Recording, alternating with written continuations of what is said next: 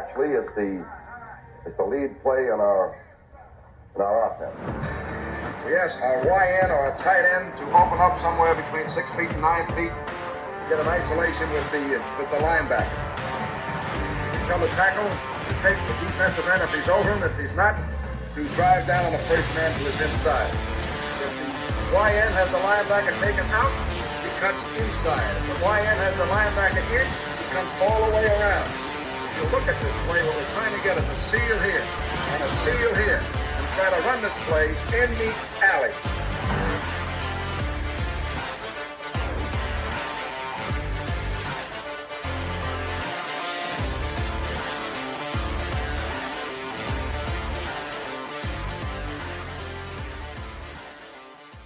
What's up, guys? Welcome into Packers Total Access Postgame Show. My name is Clayton. You can check us out on Packernet.com. You can find me on Twitter at Packers_access. You can email the show, PackersTotalAccess@gmail.com. You can I can't get through it seeing that quote on the bottom of the ticket. You can text us at 865-658-5824. So obviously we're trying to gather our thoughts for the postgame show, right? Get geared up here, ready to roll. And I said, listen, guys, I would love to carry this conversation in because it was entertaining as all get out, like just chatting with you guys immediately following this game. But I said, listen, we can't be cussing like this on the show. And you see the quote at the bottom. Tim said, I won't curse. I'm an effing pro. I lost it. So anyway, Packers drop a tough one, 34-20. Oh, look at that. I put Packers 34, Bucks 20. Sure wish it would have ended that way. So obviously, Bucks win 34-20 over the Packers. Man, I'll tell you this: that defense was probably the worst I've seen the defense since. Y'all gonna make fun of me here. I got the Packers first, but I don't care. I'm not changing it all. All right, so it's been a rough day, guys. That was the worst I've seen a defense play in Green Bay. I'm trying to think. I mean, I'm really trying to think back. 2017. Yeah, probably. Yeah, you've got to go back before the LaFleur era started. You know what I mean? It was that bad. And just all day long, I mean, you guys watched the game. I'm sure everybody in the chat watched the game. It was just – it was the perfect example of, like, when you hear me not get upset over rushing yards and me talking about bend but don't break type defense, you know, I'm willing to give up the yardage. I'm willing to say, you know what, let's hold on to 3. Let's make sure they don't hit the explosive plays. It was totally the opposite today. Before they squeaked through on one of those final runs and got like a 30-yard game, whatever it was, we actually outrushed them today. I couldn't believe that stat. But what did you have? I mean, I wouldn't be surprised if they had 10 explosive plays in the passing game. Right. It was that bad. Now, immediately people will probably go, well, we're playing a lot of man. It was mixed. Like there was man, there was zone. It was. We got burnt both times.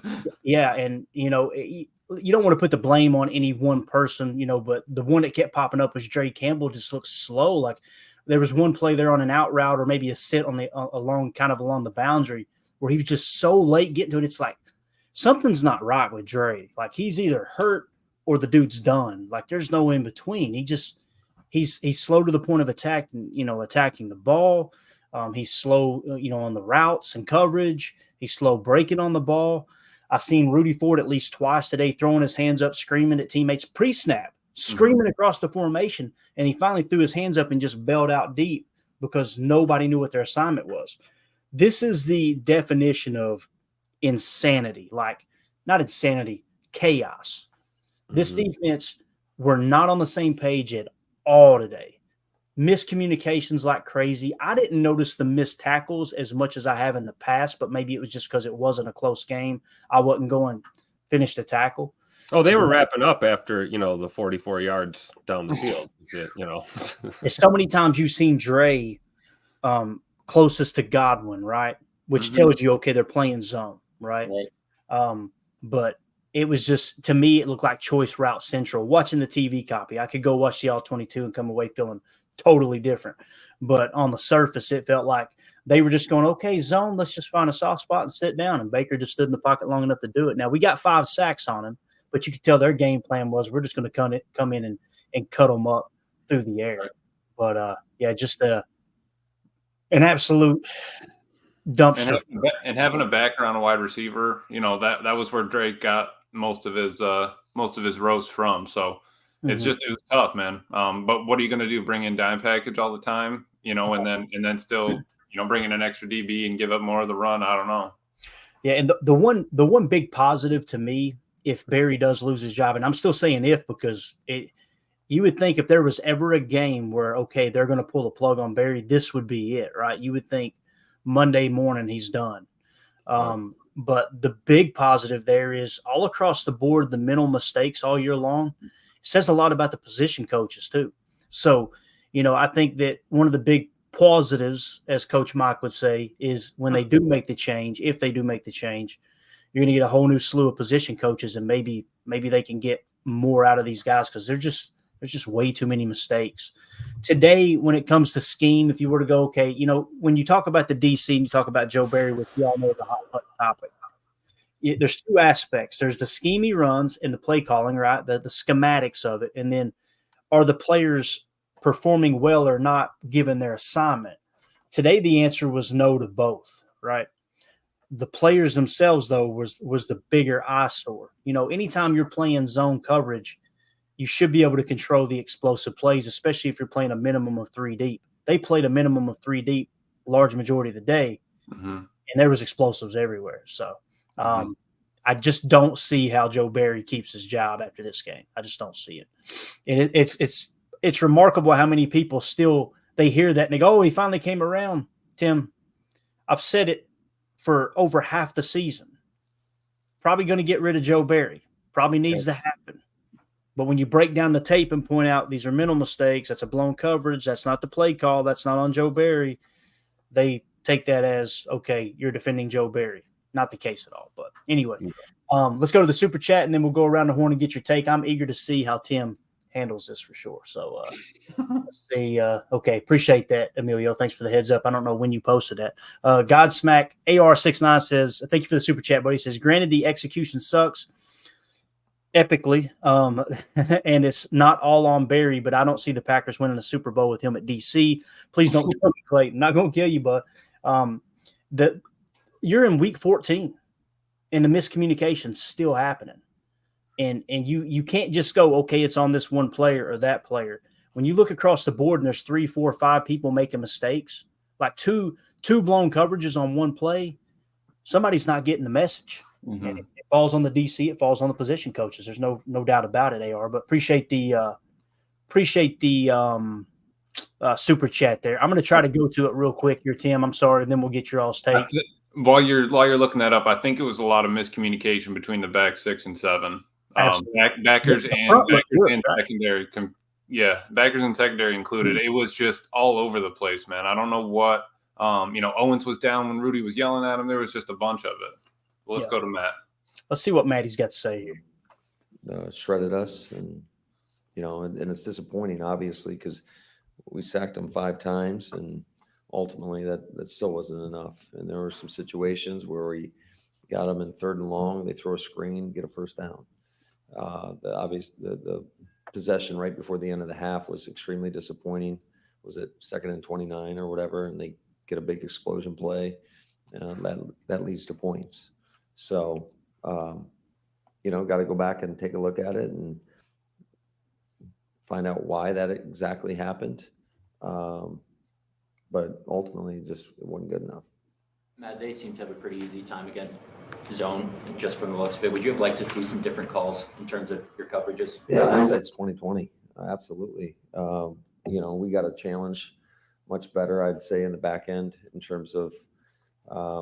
I get it; they got some good wideouts, but you got to be willing to challenge, especially if you're getting gashed. Just changing it up, and I'll go back and take a peek at it right after we're done here.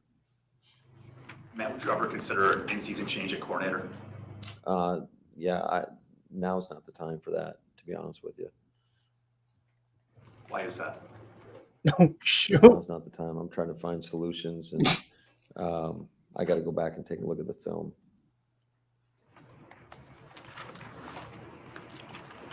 Matt, what did you think of what you guys did offensively, at least early, and then what happened towards the end? Yeah, it was pretty inconsistent, I'd say. I thought, we got down in the red area and weren't good enough, and give Tampa a lot of credit. They're very good down there. They're one of the top in the league, and we knew that. We knew we were going to have to score touchdowns and not kick field goals, and they kept us out of the end zone quite a bit. We overcame the 1 3rd and a mile. Jordan and Jaden made a great off-schedule play for the touchdown, but disappointed. Thought we kind of got away from the run a little bit too much in the second half. It was working early on. Just got away from it and put us in some bad spots. What? Wait. Did he just say what I think he just said? One just second. Let me get this. Did he just say I think we got away from the run too much in the second half? Uh-oh. Is that what I was not fuming about before we jumped online? And the craziest thing is he's the guy calling the plays. Now, we don't know that, Tim. We almost had Good Morning Lambo from inside the pro shop. I'm telling you, Tim is on a roll. Just so you guys know, I'm going to say it. Probably shouldn't. Emilio said offline, Tim's going to drive his car through the pro shop. Tomorrow morning, bright and squirrely, I'm telling you.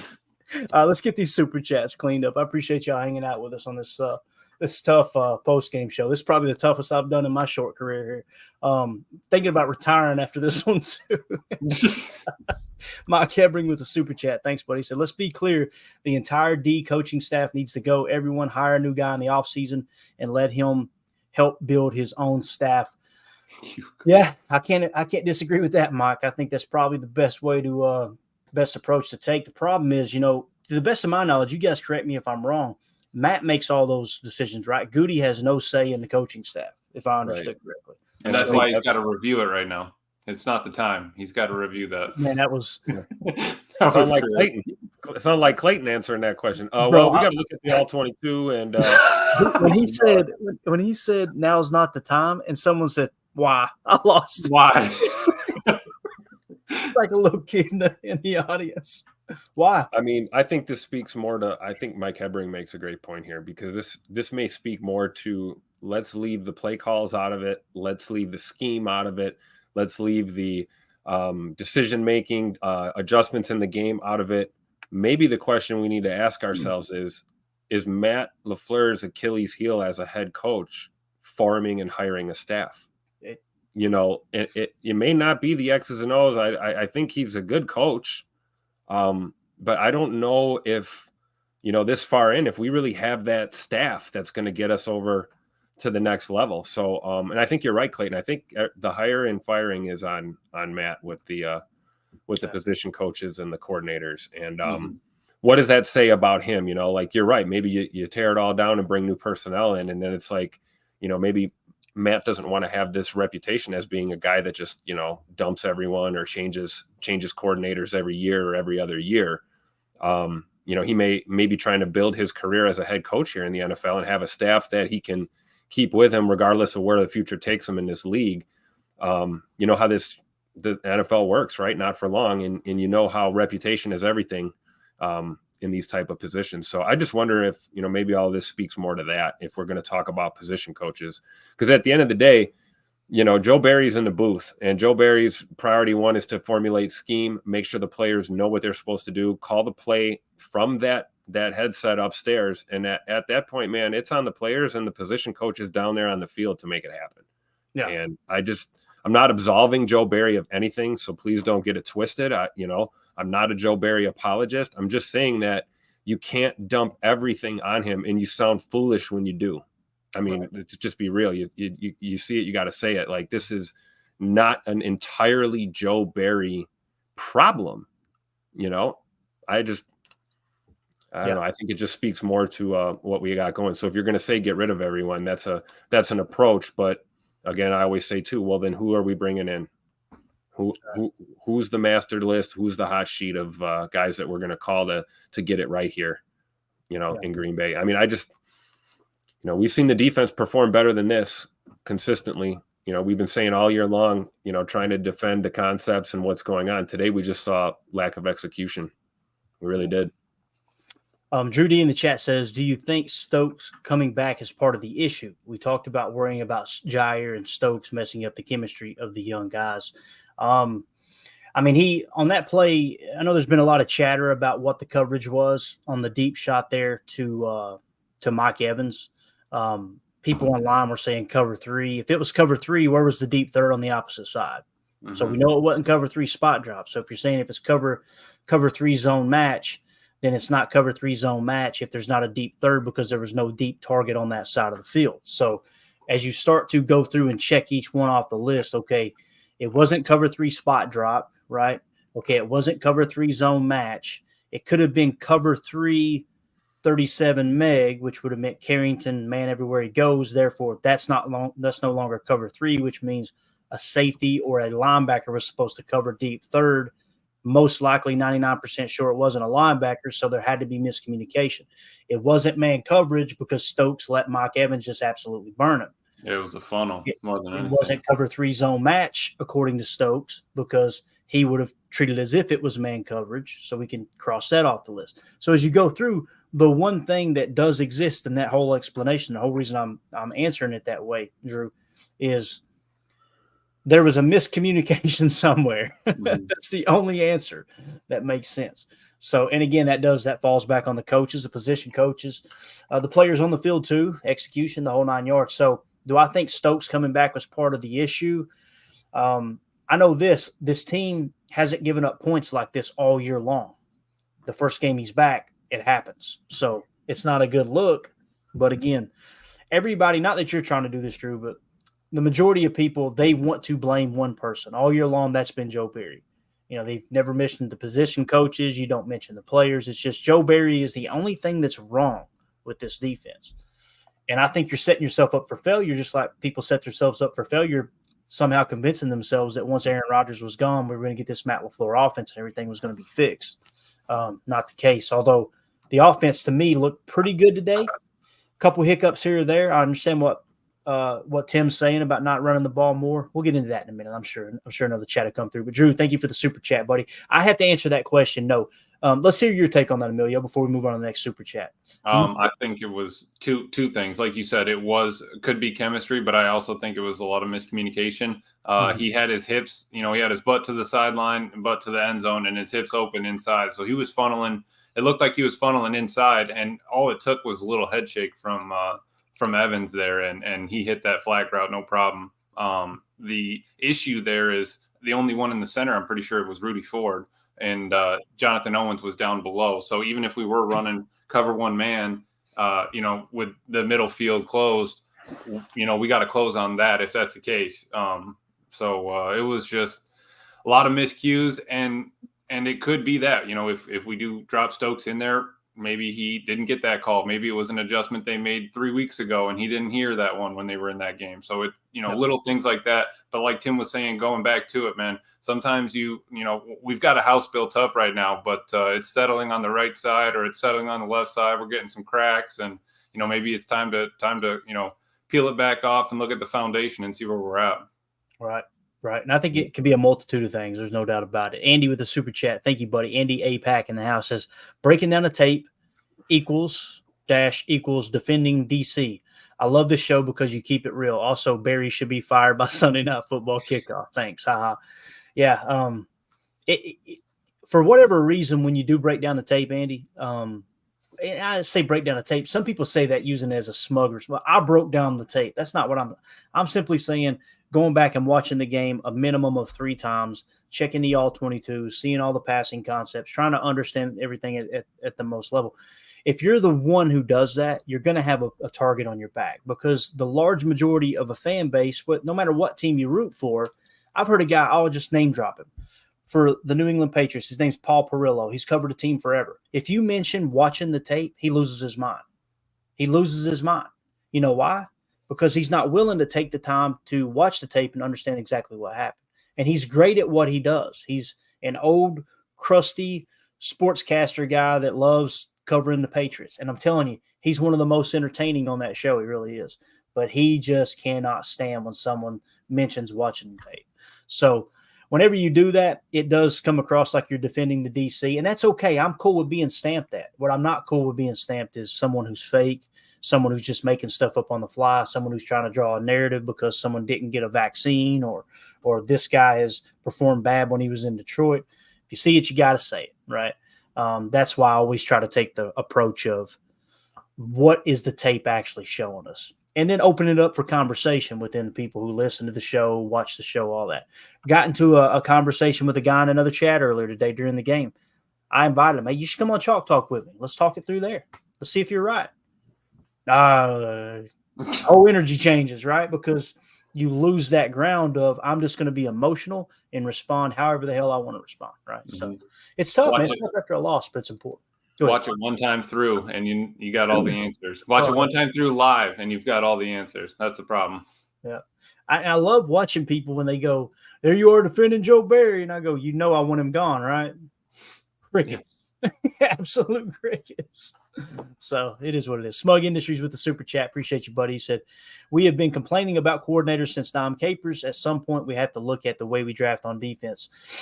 The not so popular opinion, Smug, is refusing to blame one person or one aspect of a football game, a football team, a staff, whatever, right? Like Drew said, right? Well, Stokes the reason. That would be an easy answer, wouldn't it, if it were true? Not that you're trying to say it is true again, but that would be the easy way to respond to that, right? It's because Stokes was back and he played bad. Stokes didn't have anything to do with Keyshawn Nixon and Dre Campbell getting their lunch taken from them over and over in zone, right? There's been great defenses that have played zone, so it's not just zone is bad, right? You got to have the right guys to play it, obviously. It's amazing how we go back and forth between we should play man, we should play zone, we should play man, we should play zone. And that's where I think Smug Industries, your comment, comes into play, because I think it does have something to do with it. It's one of the explanations as to why the defense is always bad. You're trying to draft top elite athletic talent as opposed to really keying in on people who play fundamentally sound at the college level, tackle well, and take that approach, right? A good example, Brian Branch, right? We talk about Brian Branch. I get made fun of for it. I don't care. I'm going to continue to talk about it. You watch him play in Detroit when he's healthy, he's a stud. You knew he was going to be a stud. You know why? He had the highest tackle percentage of any player in the PFF era, including linebackers. He had a higher tackle rate than any defender since PFF has been around. And they go back too. They actually go back and watch old tape too. He tackled better than linebackers, and we didn't even sniff him in the draft. Knowing we needed a nickel, a slot, and we needed a safety. The RAS isn't there. The athletic score isn't there. So I think there is something to that. I really do. Godsmack AR69, let's all drink and be merry, guys.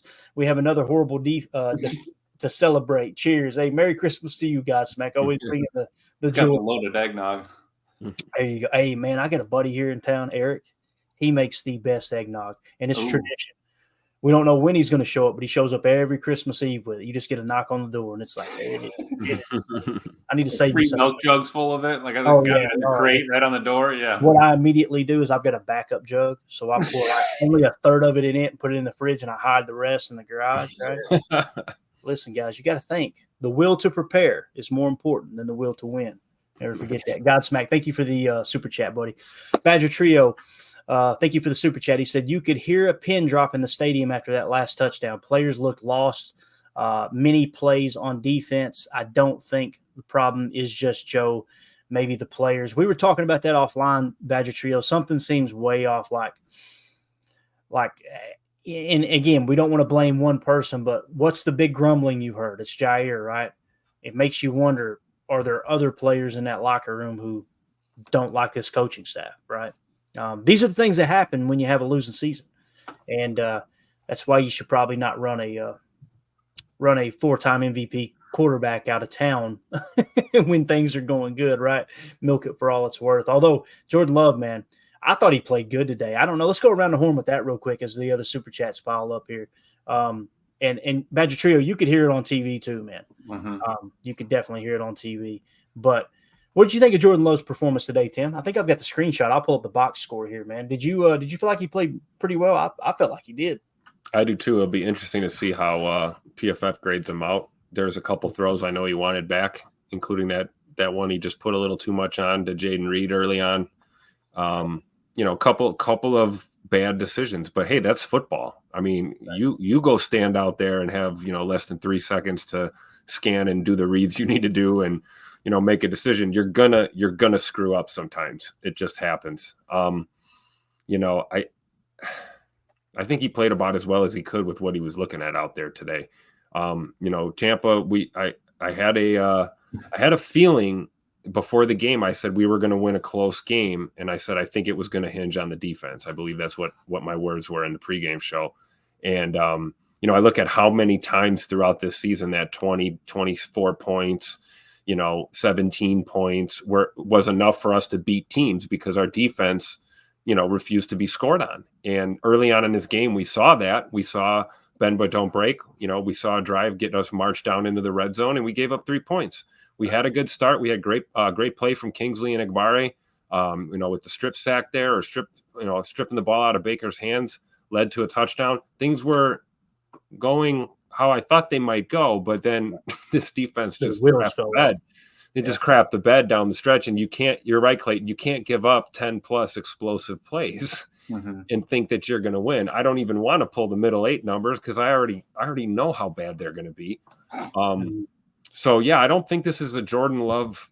We're certainly not going to point too much of the blame over there. Yeah, there were some mistakes today, but all in all, I thought we had a decent performance out of Jordan today. That throw to Jaden Reed that was a touchdown was an absolute dime piece under duress, and he bought time with his legs in that play, and trusted his receiver.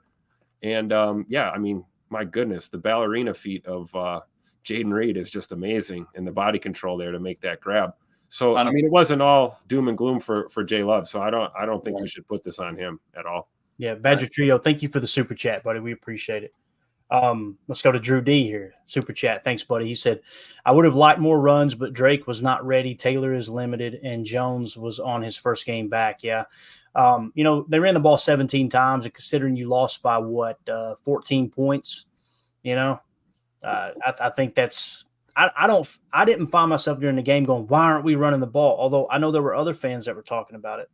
For sure. I know it got mentioned in our chat several times. So, it's tough. I think looking at it, Baker threw 28 times and they ran the ball 27 times, and Love threw almost 40 and we ran the ball 17. So it's offensive balance. I think not that we completely were missing it, but I think down the stretch when we got away from it, we became one dimensional, and they kind of knew that. I mean, when we passed 3 downs in a row. And, we lost. He passed it to Patrick. Patrick Taylor had 3 receptions for -2 yards each time, So it just kind of got a little bit in routine and kind of messed us up. Yeah, I think I was in that group too, saying that, why aren't we running the ball more? But I was coming more from a point of emphasis of mixing in that run continuously. Right. And keeping the D on their toes a little, because there were some times that we had the RPO going a little bit, and the play action was kind of going. And, man, we had those looks, the hat count and everything. It's like, man, if we check to a run here, we might be able to get something, keep them honest. It's not necessarily about yards or how many, rush attempts. It's a situational thing. And I think when you're just cocking back and firing the ball, the defense is just going to sit on it and wait. But, Clayton makes a great point, man. Once you're down 2 scores in this league, I mean, you got to start slinging the ball. I remember I began looking at it at one point in the game. I think it was close to halftime. I'm like, man, how are we running the ball? And I looked at the box score, and we had 9 Aaron Jones had 9 carries. So it's like, okay, he's on pace for 20 carries. It's hard to argue we're not running the ball enough. You know what I mean? But we didn't even break 20 then, Right, because it got out of hand. Yeah, and the Drake thing, I don't know if you guys seen the one handoff where he almost dropped the handoff. That was rough, man. I mean, that was the play of the game for him. He didn't fumble. God bless him. Right. There you go. You got it. But, as far as Jordan Love, too, there was one time where I kind of felt like in the moment, man, he's been inaccurate because some of the throws were so far off. And then when I went and looked at it, he'd only had like 4 incompletions up to that point. And I was like, hold up. Okay, he's actually, box score-wise. It's just when he missed bad. But, man, that shot to Jaden Reed, that was a laser. That's what you see, and you go, okay, this guy, he has that ability to make those throws. The part that sucks is just you get some that should be layups and he misses them, right? And some of those runs were downs, which was tough, which didn't help us, in the long run. Those couple short passes were third and misses. And he finished 29 of 39, 284, 284 yards passing, 2 touchdowns, a passer rating of 111.5. So pretty good day at the office. I keep saying Tay Wicks, boys. Tay Wicks is going to be a superstar, man. I'm convinced. Like he's just it's like get him the ball. 7 targets, 6 catches, 97 yards. Tucker Kraft had a pretty good game. Only targeted 5 times, had 4 catches for 57 yards and a touchdown. Jaden Reed, 6 grabs for 52 yards and a touchdown. Romeo Dobbs, only 3 catches for 30 yards. But he caught all 3 targets, averaged 10 yards a catch. You see Malik Heath, too, targeted 3 times, made 3 catches. This receiving corps did their job today, man. If there's one positive I would take out of this game, it's that the receiving corps came to play. Unfortunately, the defense did not. As you can see, Jonathan Owens led the way with 12 tackles. Rudy Ford had 7. Anytime your inside linebackers only have 6 tackles and 5 tackles, that tells you just about all you need to hear right there. I mean, those guys should be leading in tackles. Carrington Valentine had 5 tackles, had a pass defended. Rudy Ford also had a pass defended as well. Kenny Clark had a day, man. Looked like old Kenny Clark, December Kenny Clark. He had 4 tackles, had 2 sacks, 2 tackles for a loss, and 1 pass deflection. Also had 2 quarterback hits. Lucas Van Ness got a sack, got a quarterback hit, and a tackle for a loss. Devontae Wyatt got a sack. Kingsley Enagbare got the strip sack, obviously forcing the fumble. You mentioned the middle 8. The 2 statistics that I always look at, turnover differential, middle 8. Turnover differential, if I remember correctly, was 1-1, so it was a push there, and they won the middle 8 3-0. So when you look at that, if it was a close game, you would take that into consideration and go, okay, yeah, you would take Tampa and the points even if they're losing right there. But obviously doesn't apply in these blowout games, which it's a 14-point. I would consider that a blowout win, I don't know what you guys consider blowouts, but to me that seems like a blowout anytime you lose by more than 1 score. But, yeah, Drake was not ready. You're right about the running game, man.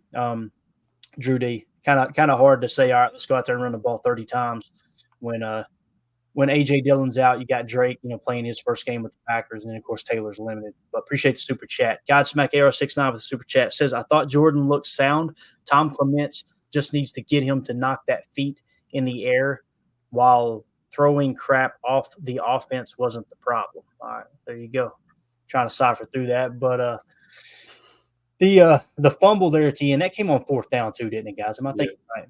So, that aspect of the turnover differential really didn't play a role with it being a 4th down play. But what I don't like is we get in those situations too. Granted, the game was pretty much over, but 3rd and 10, you think you got to get the whole thing. Just get a piece of it, right? Mm-hmm. Get a part of it. Don't try to get every bit of it at one time. So, yeah. With that being said, let's see, we're at the 33-minute mark. I know I got to catch a flight here soon. I told the guys I'll just miss it, but I was joking about that. I want to mention this real quick. Obviously, we got a new sponsor of the show. BetUS is the official sports book of Packers Total Access Live. If you want to register as a PTA supporter, just click the link in this video description, and it'll send you directly to a link where you can sign up for free as a customer for BetUS. They've got pretty much all the prop bets you could ask for. They got every sport, everything's in there. It's a really cool setup. We actually gave a little bit of I guess you could say advice. We looked at PFF and their PFF Edge system in betting, right? And we picked Cade Otton under 2.5 receptions today. Obviously, all 3 bars were filled there for the PFF Edge, approach. And basically, Cade Otton, if you went to BetUS, Cade Otton was plus 120 to go under 2.5 catches. Well, today, as you look at the box score one more time, how many catches did he have, guys? That would be 2. Hey, so how do you get a half a catch? That's how you prevent having a push, Tim. No, hey, I'm not a gambler. I don't. Right. Yeah. So. Yeah, no, it's a good question. There's somebody in the chat asked the same thing. They're glad they didn't ask it out loud. But yeah, that's what that means. So they set the line like that. So there has to be a winner that can't be a push in that situation. So with that being said, under 2.5, obviously he had 2 catches. So that bet would have won you plus 120. So again, that is BetUS.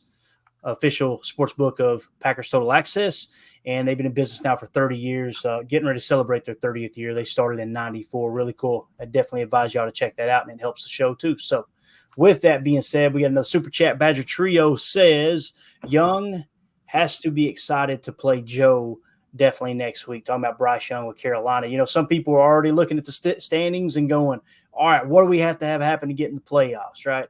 Tim, I know you're excited about talking about that, but you immediately mentioned anyone who thinks I can hear your sarcasm, Clayton. Anyone who thinks you're going to get a slam dunk win against Carolina next week, you're kind of kidding yourself, right? You said that off the air yourself. Any given Sunday, man. Any given Sunday. But I don't know. What do you think, man? You think Bryce Young's excited to play this defense? Watch him come out next week and hold him 3 points or something crazy and secure his job. That would be exactly what would happen, right?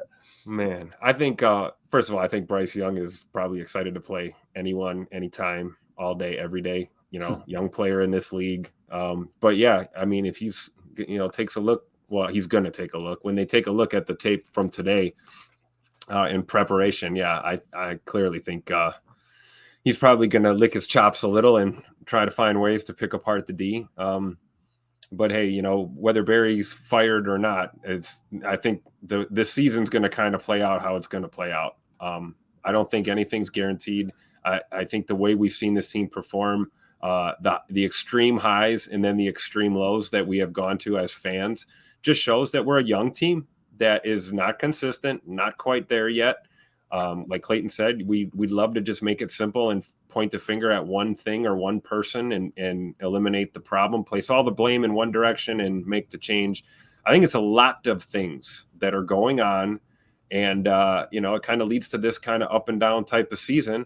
I personally think that, the Packers will probably finish somewhere around maybe 7-8 wins, at best here.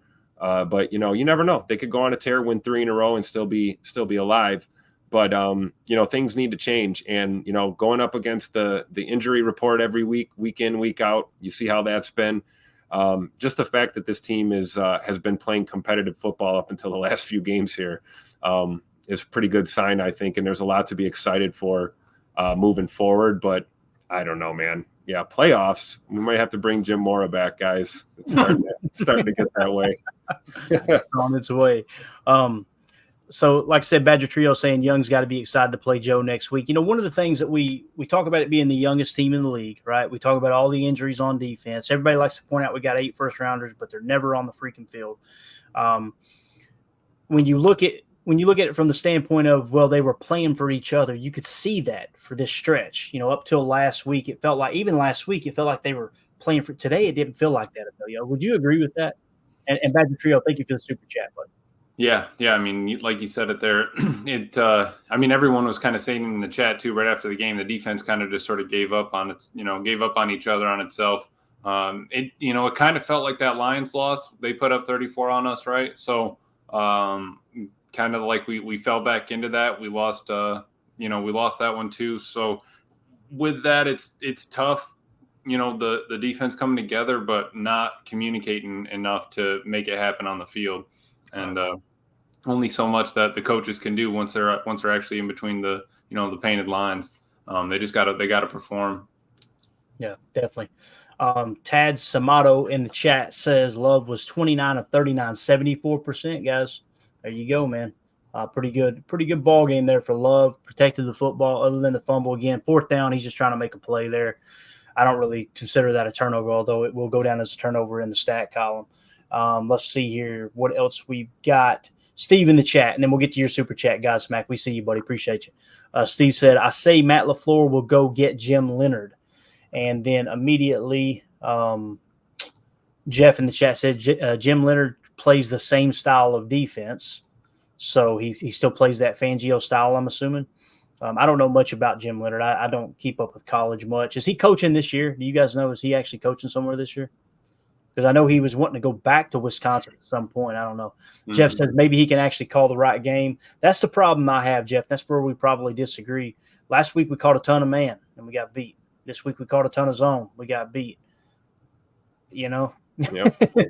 I would love to be able to say, yep, just fix the play calling and we're good, but it just doesn't seem like it's my gut's telling me I'm definitely not looking to the NCAA for my my Joe Barry replacement.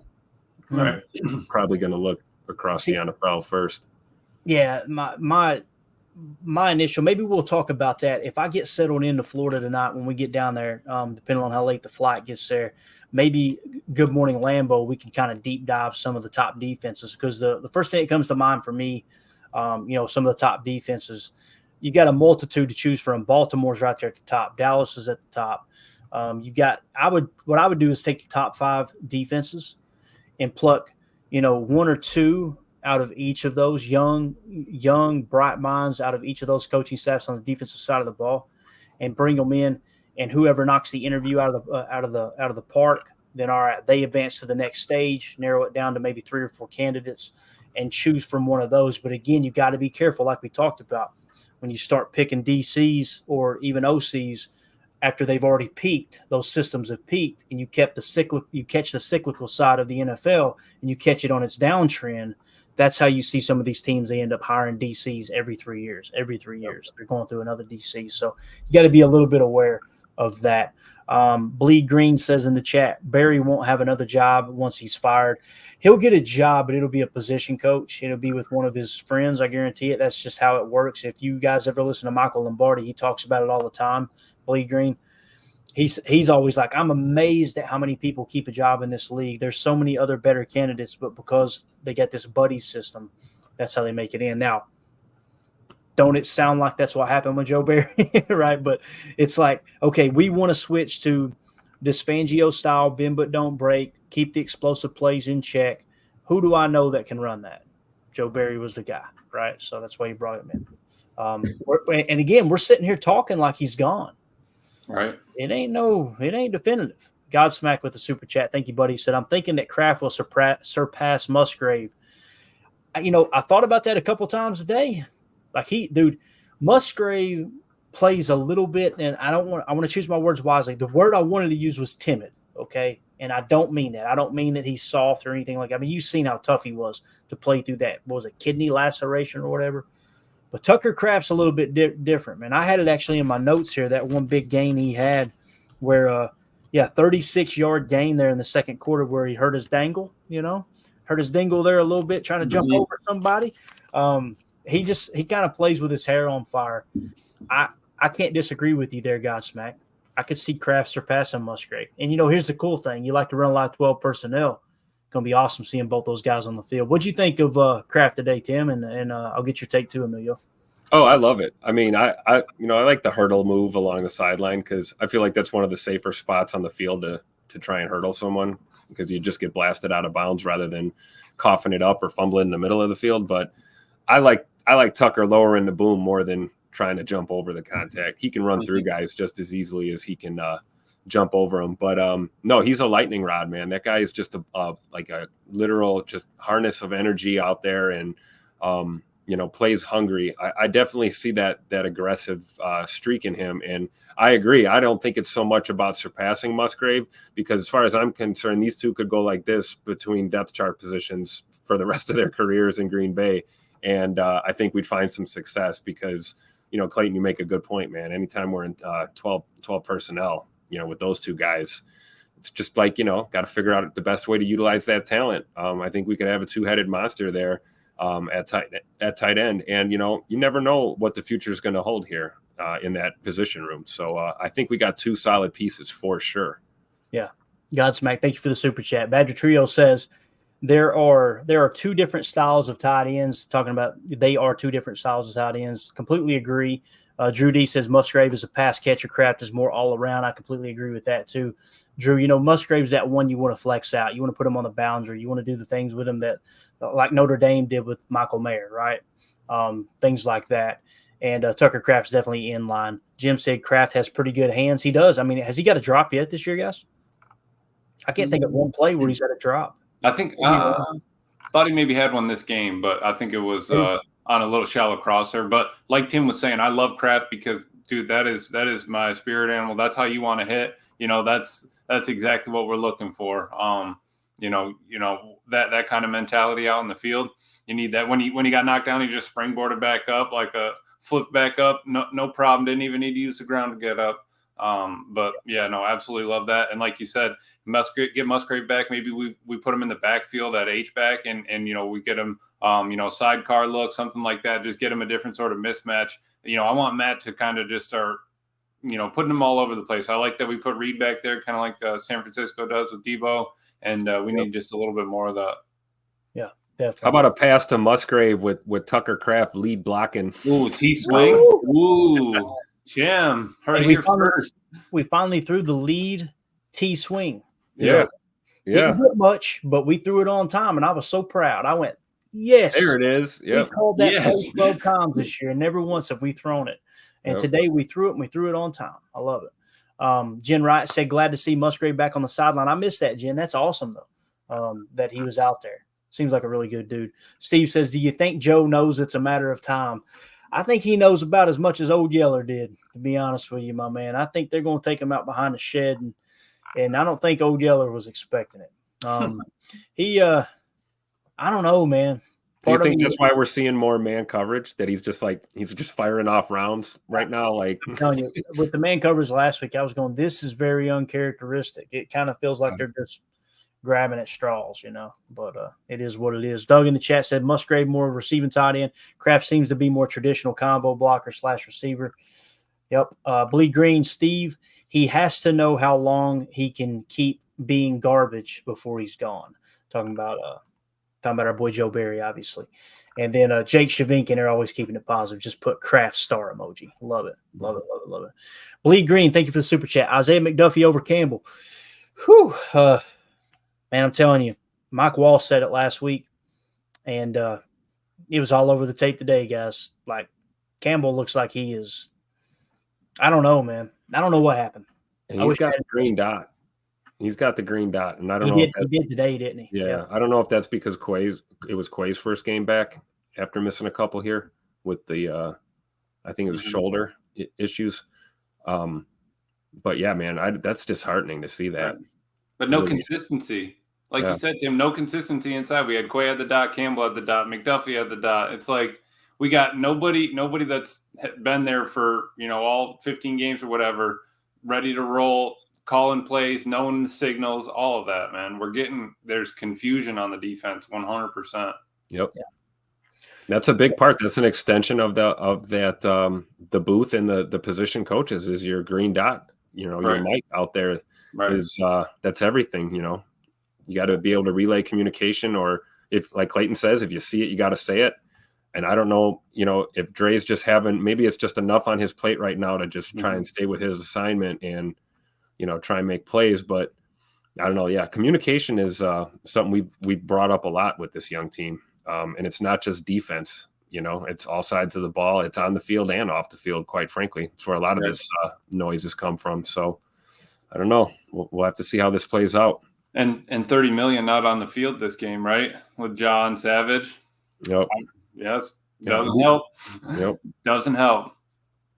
Absolutely. Yeah. That whole job thing is just, man, it's mind-boggling. It's absolutely mind-boggling. It's frustrating, too, because, you threw him the bag. You gave him the entire bag.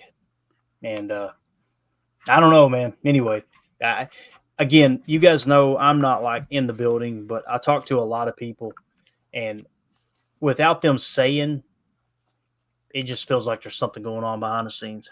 And I'll just leave it at that. I don't know what else to say about it. I want it to not be true, but it's hard not to think it isn't. So McDuffie over Campbell, though, for me, yeah, I think it would be a yes. What else you got to lose the rest of the year, right? McDuffie can't play worse than Campbell did today. And watch him come out with a PFF grade. I don't know how, but watch it be in the 70s or something. I'll lose my mind. But I'm expecting it to be in the 50s. You guys know I said that about Love last week, and it kind of rang true. I was saying, please don't be in the red. This week, though, Love, I would be surprised if Love is in the 50s this week. I wouldn't be surprised if he's in the 70s, to be honest with you. So let's see here what else we got real quick in the chat. Thank you, Bleed Green. Appreciate you, buddy. Scott Hines got a very original take. He said, fire Joe Barry already. Worst DC in the league. We hadn't heard that yet. So that's a hot take there. Marbly says, fellas, do you think Love is our guy? I do. Am I over the moon convinced? No. but I think I've seen enough to think, okay, yeah, I think he's the best option right now, obviously. Now, listen, if a quarterback drops in the draft and they have the same grade they had on Love on them, they're going to take him. We've said it over and over and over. It's going to happen, right? Because the best time to draft a quarterback is when you don't need one, but also it's just that valuable. Like we say, there's 2 drafts every spring. There's the NFL draft and there's a quarterback draft. Let's go through and clean it up real quick. Adam in the chat said this was Campbell's worst game. It hasn't been good before. I have to agree. Hate to pile on, but, man, it just like Drew says, Drew D in the chat says Campbell looks so slow. It makes me think he's got to be battling an injury still or something. And Jen Wright says, yes, Love is the guy. So she's sold on Love. I'm leaning towards that too, Jen. I'm pretty heavily. It would take a lot for me to come away from this year saying Love isn't the guy. I feel like he is. Right. See, Godsmack AR69 with the super chat. I love Musgrave, and his pain tolerance is otherly worldly. I think he's trying to say outworldly. Otherworldly, no, he is. But I feel like Kraft is more well-rounded and has more to offer, especially in the run game. I don't think that's a hot take at all, Godsmack. I could see that being the case. What do you think, Tim? Do you think he's more well-rounded now that we've seen a good little sample size of him than Musgrave? I mean, Musgrave was getting bragged on about his run blocking when he got hurt, for sure. Yep. But I think I don't know if I agree with it completely, Godsmack. I guess, Tim, what I'm trying to say is Tucker Kraft has impressed me. It's not that I think he is a better fit than Musgrave because, like everybody in the chat said, they're 2 different types of tight ends and they both play a role. But what do you think about that? I agree with that, and I kind of feel like Kraft is more well-rounded than we initially thought. I would agree with that statement. Definitely. That early on this season we had a few question marks. He was having some typical rookie struggles, but he's put himself a solid season together, especially in response to the loss of Musgrave. So I'll go as far as to say that Kraft is definitely not a one-dimensional tight end, and he's more well-rounded than we initially thought about him. But as far as comparing the two, man, like I said, guys, they're teammates, same draft class. Like we may have a real fun ride here these next few years, getting to watch these two just become a tandem in the tight end position. So I'm really just excited for both of them at this point. Right. Those 2 along with the youngest wide receiver group in the league, Tim? Yes. Yep. And just let them just tear it up. I'm fine with that. That's cool. Yep. Just need that offensive line short up, boys, and we'll be rolling. Yeah. When Bakhtiari comes back, baby, at $40 million. No, go ahead and smack that Hornets nest real quick. Yeah? All right, so let's do this. Let's give away a jersey. This is for the Mark Chmura jersey. You guys see, I probably misspelled it. I was real quick at putting that up there earlier. I think I did misspell it, but just overlook that. You can hear the accent. You're not surprised. Yeah. Let's see here. Let's spin this wheel and give away a jersey. Again, we still haven't heard from Stinson, No Limit _ Coop or Will on giving away the Robert Brooks jersey, so we may just throw that back in next week. But right now we're going to give away an autographed Mark Chmura jersey. You guys ready to do this? Ready. Let's go. Give me that big whammy. Give me a drum roll or something. Here we go. Big money, no whammy. Big money, no whammy. Big money, no whammy. The winner of the Mark Chmura jersey is Matthew. Ooh, that's going to be a tough one. I know, of course, right? Always Joe or Matthew. That's why we spin it a couple more times, right? But the beautiful thing is the Matthew who is a member, right? I can click on his profile and see exactly if it's him rather than some random Joe Schmo from Kokomo hopping in and going, hey, my name's Matt. So let's spin it again, though, just in case Matthew doesn't come forward.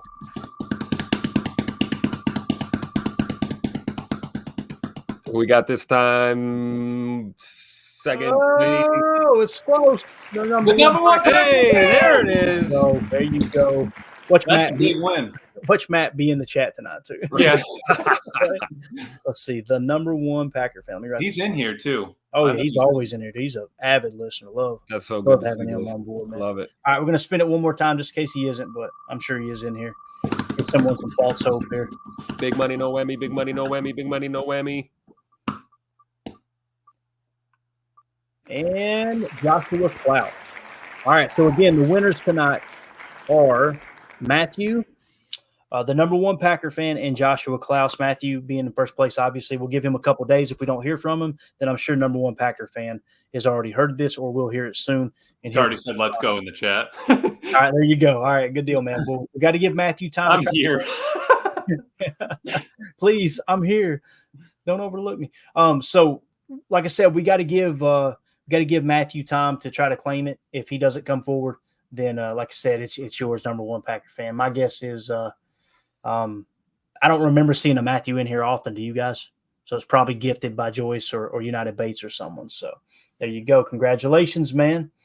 At Donkey Kong, go play your video games, dude. Yeah. What does that mean? Who's Donkey Kong? It's a Bears fan that hopped in, Oh, started that's typing a troll? FGB. Yeah, He's yeah. And then always he said sign love for another 20 years. He said the plan's going as we planned it. So he's happy. Appreciate the views, man. Good deal. Hey, yeah, man. Appreciate. Hey, before you anyway, hit that like button. Hit that like button. Also, man, if you get a chance, since you're hanging out in here, go to BetUS. All right, appreciate that. We got a link in the description. You just click on that, and that'll give PTA a little bit of credit there. Put us in better standing with them as a sponsor. They are the official sportsbook of Packers Total Access. All right, parting thoughts, guys. My wife's going to kill me. I need to be on a plane here in about 45 minutes. I still got to get this uploaded too. So let's go around the horn. Tim, man, you did good. No cussing, dude. So proud. We handled it, right? We handled business. What you got? Told you I'm a pro, man. No, we're pro. looking forward to breaking down the film. You know, as painful as it's going to be, but you know, I shouldn't even say breaking down, but just analyzing and trying to see exactly what specifically we were missing out there. I know it's fresh in our minds right now, but when you can take the time to look back, take a breath, see it objectively, you know, maybe there's some things we can correct, and you know, maybe this team can go on a run here. You know, it's not fair to write them off yet, but it's also not fair to just think that we can go down to Carolina and get a win, and you know, we should have no problem winning out. So you got to be even keel with this, and that's what we're fighting to do here as fans, because you know, our hearts are in it. We want to see this team successful, but we have to be patient. You know, I don't think any of us here thought that, you know, we'd be competing for a playoff spot, let alone kind of still being in the mix towards the end of the year. So we got to keep our focus on the positives, and just looking forward to the next matchup, man, and learning what we can in the coming days, and just happy to be here. Definitely. Drew D in the chat said Bears fans mad Fields threw away another game with a 45 passer rating. Holy cow. Did he really have a 45 passer rating? Why am I surprised, man? Why am I surprised? I shouldn't be surprised. Let me hit him with something here. John Deere green on a hot summer night. Hey, speaking of the Bears, get Donkey Kong out of the chat here. Where's he at? I still haven't seen him, man. We got a Bears fan. Give me a timestamp. 5:05 p.m. Yeah, and shout out to Jen for holding down the fort. Honestly, just have them bring some more Bears fans in here, because by the time, if they could get a bunch of them in here by the time we play on week 18 or 19, yeah, let's just like the script said, right? We got enough problems. We don't need to be worrying about these Bears fans. Is it 5:05 my time or your time? Yeah, your time. Our time. Yeah. I'm not seeing it. I got it in here. That's not good. I see Donkey Kong go play your video games, dude, but I don't see. So it's a couple after that one, just a few down. Yeah, it's not in here. Oh wow. All right. Oh, here we go. Okay, got it. Found him. All right, Donkey Kong. All right, Donkey Kong. You got any parting thoughts, bro? Anything at all you want to say? Bye, Felicia. Here's your window, man. Take a shot. Before we do this right here, Roadhouse. We'll see you later, pal. Don't let the door hit you. And that's not an indictment on all Bears fans, just that one. Don't let the door hit you where the good Lord split you. What you got, Emilio? Talk to me, man. I think Tim said it all. The team is, like we've talked about, they're young, they're moving in the right direction, man. It's just not coming together on the field. They got 60 minutes each week to change the outcome of wins-loss columns. And that's really all we're looking at after it gets down to it. So, with Lincoln over here telling us that we need to get a move on, Clayton got to get down to Florida. But man, this team, like we said, we're always trying to pick someone to put it on. I know everyone's no Barry 2024. Defense needs to go. Receivers are bad. Love's bad. Whatever, man. Just let them finish this season out. If we want to talk about all that stuff, let's talk about it in the offseason when we can go back and sit down and actually level-headedly look at something and not just spiral out of control. Exactly. Amen. I won't curse. I'm an effing pro. Robert Allen in the chat says, Barry 2024 is officially withdrawn from the race. Can we get a moment of silence for Joe Barry, everybody? Okay, but you never know. He could make a late run. He could make a late push. Who said what in here? Do we all agree though? Like, if we canned him right now, would it really improve things instantly? No. Do you guys really think? I mean, I don't believe that. I think if he gets fired, it's going to be after the season. You see this, man. I thought she was coming up here to cuss me out because I wasn't ready to go. She came in here and handed me a coffee, bro. Oh, we got that might be a hint, though. That might be a hint. Next thing she can do is hand you the car keys. Car's already warmed up.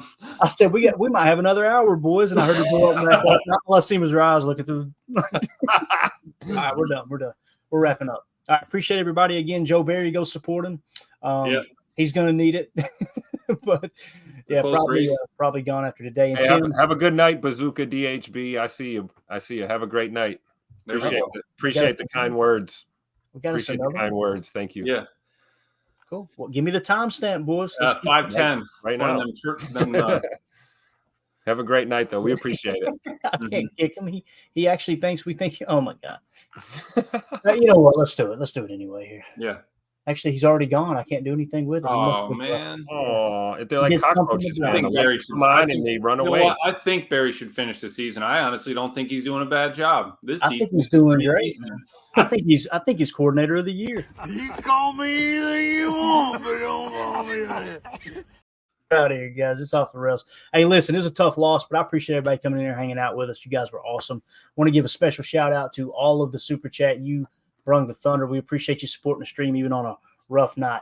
Godsmack, AR69, Mike Hebring, Drew D, Andy APAC, Smug Industries, Godsmack again, Badger Trio, Drew D again, Godsmack again, Badger Trio, Godsmack, Bleed Green, and Godsmack again. Appreciate you guys. Seriously, it means the world to us that you guys take time to hang out with us. It means even more that you support us.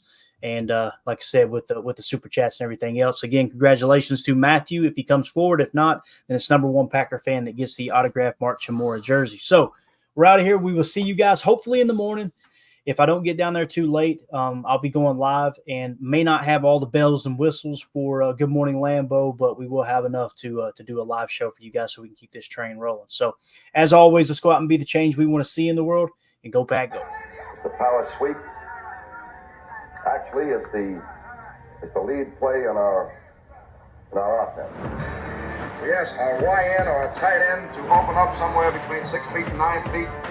Get an isolation with the linebacker.